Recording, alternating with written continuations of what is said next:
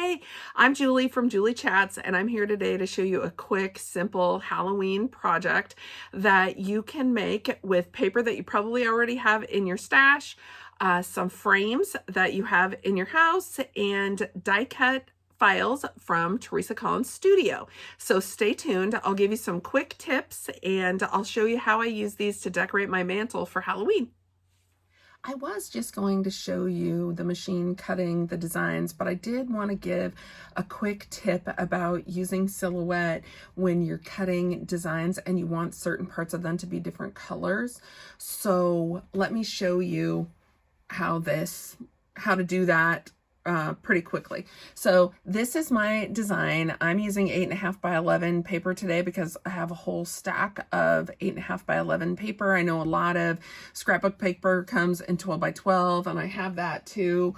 But today I'm just trying to use up some of my 8.5 by 11. So I set up my page with 8.5 by 11, and what I am doing is I'm going to make some quick pictures to go inside 3 frames that I have. I'm going to try and show you this here. So this frame is one I have in the house. It has a glass saying printed with a saying, but I had this cool frame and I thought that's kind of fun for Halloween to put on my mantle. And it is an 8 by 10. The glass is 8 by 10 in there. So I am going to do my cuts and cut a piece of paper to fill the 8 by 10 space. So what I did was gosh, it's hard to see on here. I might have to color this another color. Okay, there is a square. I created a square that is 8 by 10. That's so that I can see how my design is going to look when I have it printed. I'm not going to cut out this white paper that I'm going to put in the background, 8 by 10. I'm just going to cut that on my trimmer, but I do want to see how my design is going to look. How close is it to the edges? And then I can resize. This haunted house is one of Teresa's, and this boo is a design that I just had in my Silhouette library. For years, I had a subscription to their service. I totally recommend it. I don't have it anymore because I have like 2,000 files. So I just searched Halloween and picked something that went with Teresa's house. You can also just type regular text and put it in here. You can even rearrange it kind of like this and weld it together. I filled it with black just because it's easier for you to see. And Teresa's die cut came this way. It had black inside. So normally when you open the Silhouette, the cut lines, the line that it's going to cut on, like over here, comes in this red color. So this is actually, this shape has a red border, and you can see over here, up here in the corner, that's the color of your border, this little rectangle here. So these are just happen to be filled. Nothing's going to happen. That's not going to come out whatever color paper you put in the cutter. Like I can make this, all the black part pink by just sticking a pink sheet of, sorry about that, a pink sheet of paper into my cutter. So this is my one design that's going to go in my black and gold frame. So I also want to do a quick little picture that fits in this frame. This is just a clip frame, which has an old picture of my son's very first t-ball team. But I found this because I'll tell you about the reason that I have a bunch of pictures laying around of them that I don't have up all the time. I'll tell you about that another time. But I am going to cut out a design to go in this frame too. And then I also have this old picture of my nephew and my nieces that's smaller to put a design in too. So I like to do things in 3s because it looks really nice design wise. So I chose Teresa's file that's in the Silhouette system, and I bought it, that just says October 31st, the haunted house, and the pumpkin. And this pumpkin is from Teresa's banner with pumpkins. Please let me know if you have questions about this. When you buy the shapes, a lot of times the shapes are grouped together with, so all of these lines are different pieces. So if you go up under object, I should have showed you this whole process. I'm sorry, I did this late last night. You can, under object, go to ungroup. and that's going to break. See how those lines turned out? That means that there's a shape for each eye and the mouth and the pumpkin shape. Before I ungrouped it last night, there were 2 little circles here that show up to cut out the spots to make the banner. Well, I'm not going to make a banner, so I didn't want those 2 holes to cut in my pumpkin. So I ungrouped and I just deleted. So once I have it ungrouped, it's like this. All of them are selected. Then click outside there, and you can go back in and you can pick each shape by itself. So this is what I did. There were 2 little circles. I selected them. And then if you go up under edit, you can pick cut, or the shortcut for cut is Control X on your keyboard. And I did that for each of those pieces. Then if I want these to all work together again, I draw a little box around them. Just click, hold down, and drag, and it will select all of these items. You can go back up to object and you can press group to make it one thing again. And there are shortcuts that are shown in here to do these on the keyboard. And once you get used to using this software a lot, you'll probably do things a lot quicker because you'll use those. But I just wanted to show you that. So that's how I got Teresa's pumpkin without the little holes on it. So now what I want to do is I want to use this. I'm going to cut this on black paper, and I also want some of my other designs to be black. So I take my house and I move it usually within like 1 square, which is like 1/4 of an inch of the edge, because the cutter, my cutter at least, cuts into about 1/4 of an inch of the edge. If I try to get it closer than that, sometimes it doesn't work. It doesn't cut. So I just wanted to show you that. And then I can group those together, or I can separate them, because right now this doesn't matter. I'm going to cut these out in black and I'm going to put them on a white background. So it doesn't matter if Boo is right next to this or if Boo is turned sideways. I was going to try and see if possibly I could fit a different design. I like to use as much of my paper as possible. So see, that doesn't really fit there. But you know what I can do? I can take the house and turn it around too, because nobody cares whether the house is cut right side up or upside down. So the way I'm doing this is to hold down my cursor over this little green dot, and you just move it around and it rotates things. And if your paper isn't patterned, my paper isn't patterned, so it doesn't matter what way I cut these, and it helps me save paper for later. I just want to make sure that I'm like 1 square away from the edge when I cut it. So now I can drag this shape onto it, because I'm going to have this part here in the circle around it be black. But I wanted to show you a quick thing about that too. My video is getting longer than I thought. Sorry about that. But what I like to do with these shapes, when I go to make a project, I want to cut different parts of it in different colors. So I think about which parts are going to be cut. My 3 kinds of paper are black, white, and orange that I'm going to use on my projects. So I want to think, hey, wait a second. I take them apart. The design comes like this. I'm going to move it over here now because this isn't the one I'm going to use, but I wanted to show you that it comes all in orange.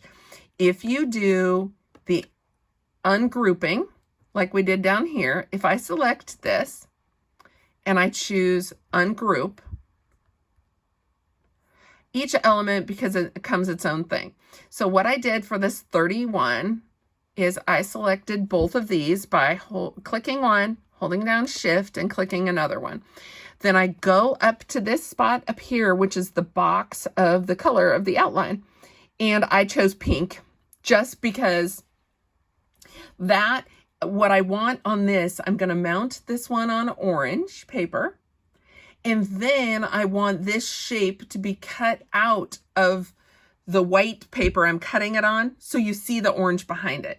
Sometimes you need to take the paper and kind of layer it on top of each other to understand which piece you want to cut out. And, you can easily take this design, cut it out, all of it out in the same color, and then piece it back together the way you want. You would actually end up with some extra pieces that you're not going to use, and that's totally fine. But if you want to maybe save a little bit of paper and a little bit of time, what I did was I colored the 31 in pink. Then I colored this October in orange and these two shapes, because I am going to have those cut out of the white and the black.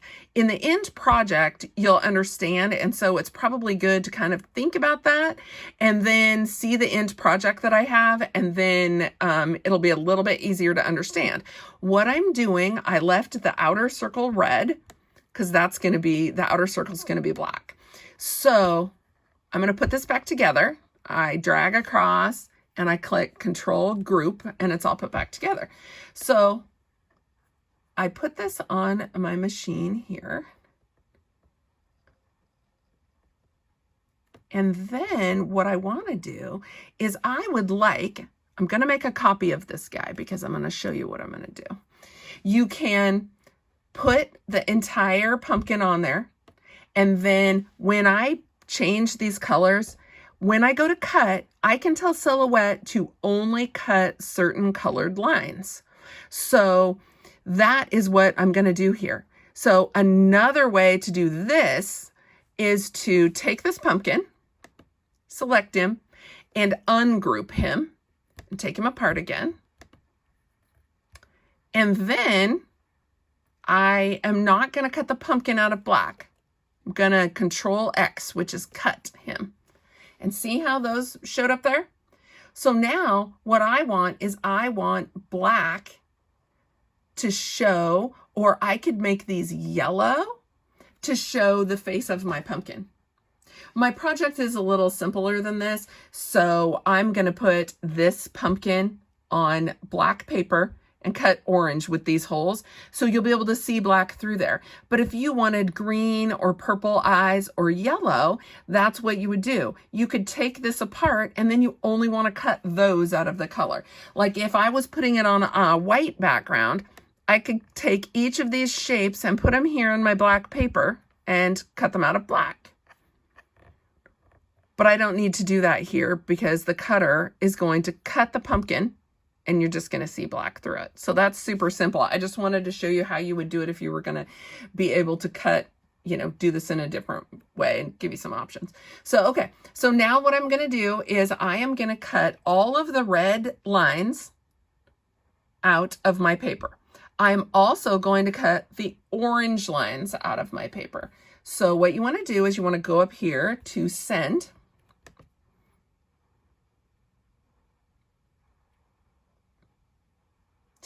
Takes a second. Okay, so now it's up here. It says simple, which means, see, it shows you what it's going to cut. It's going to cut everything on here, even my little 8x10 guideline to see how big I wanted the house to be. So right now, those are my choices. So that's under simple. It just cuts everything. So now I'm going to go over here to line. Takes a second. So see how all the colors turn up here? They're actually different colors of red, which is interesting. So what I want to do is I want to cut all of those lines except this green one because it was a guideline for my picture. I don't want to cut that. So see, it'll come off. In the picture, in dark red, it's going to show what it's going to cut. So that green line can stay there. I just chose to not cut it. Now, I don't want to cut the pink line because it doesn't need to be cut. This is black paper, so the pink line also doesn't need to be cut. So I am deselecting and, like it says here, turning off the ones that I don't want it to cut. So now I can put my paper in and it's only going to cut these lines. So I'm gonna be back in just a second. It's cutting all those lines and it's almost done.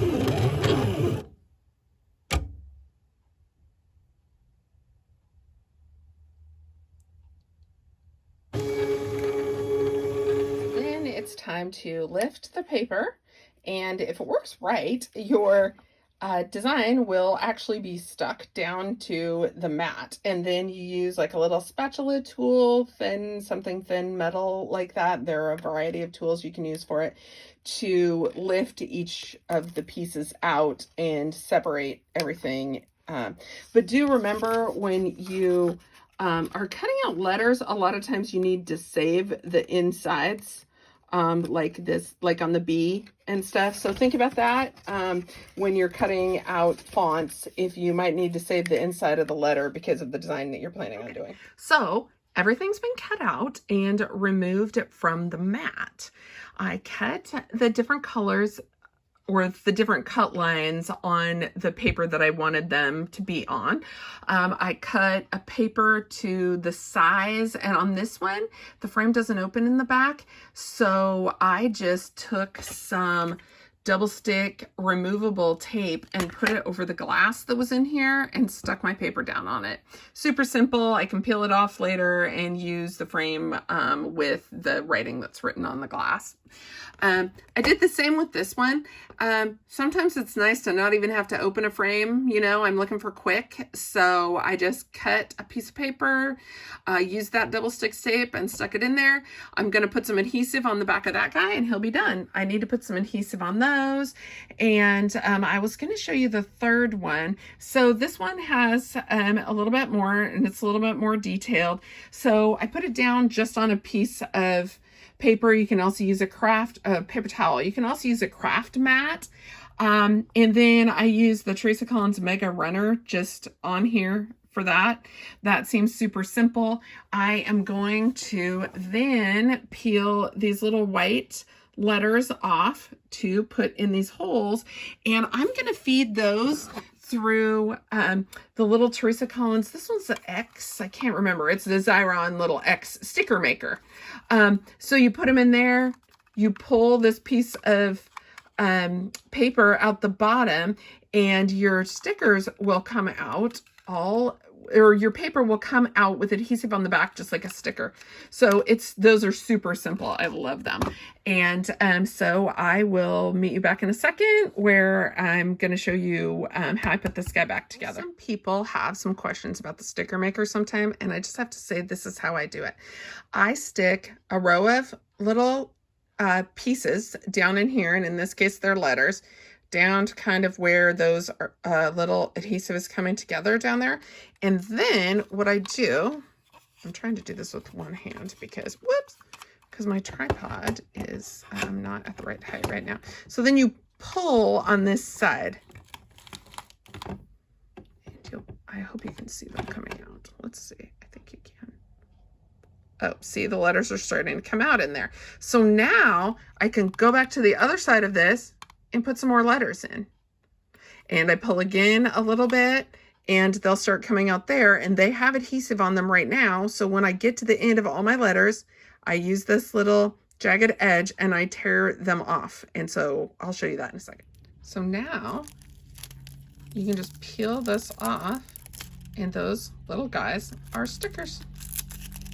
Super simple, really easy. Love how that is. This stuff's a little sticky, so you just toss that out. And then you can peel your letter stickers off of here and put them in there. So I will show you that in just a minute. Next time, I promise I will get my arm fixed on my tripod so that I can just shoot from above while I do this. I just haven't used that in a while, so I've got to get all the pieces put together.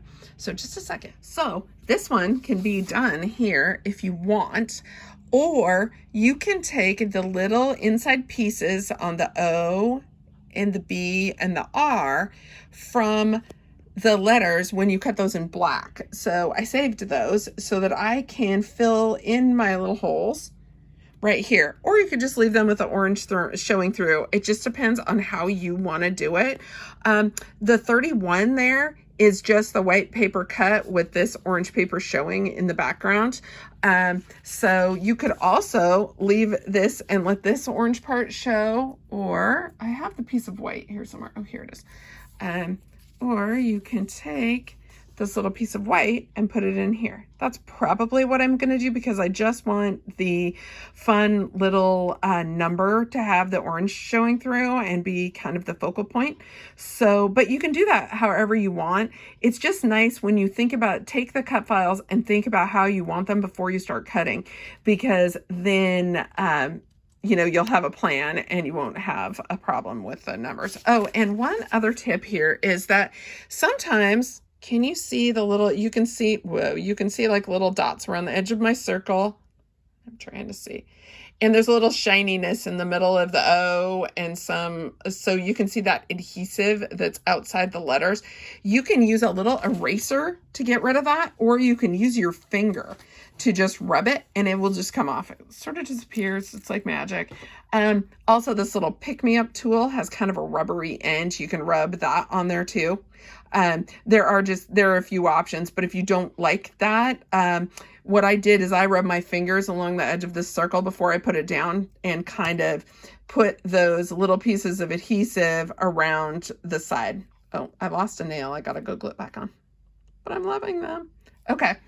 That is that, and I'll show you the finished product. So here is my final mantle for Halloween. I put the 3 little framed projects in with some other things that I pulled out. I have a couple Halloween decorations and then just some things, the sign that we put Happy Halloween on. And then it's funny, my daughter had an art class and sculpted this head. So we just think it's got, I'm sorry, kind of funny because it looks a little scary. But I used a little stand for this one and put the glass back over it. I had to clean it first. It was a little bit dirty. And then I mixed in some other little things from around the house. These are actually just 2 black frames that actually have pictures in them, but I wanted to raise that up. So books are nice too, but I didn't have any black ones. I added this one back here because he's kind of big. And then we were really excited. This is the first time we've ever grown a pumpkin. So we put that out. I have one little fun decoration, and I put the other small pumpkin back there just to kind of balance everything out.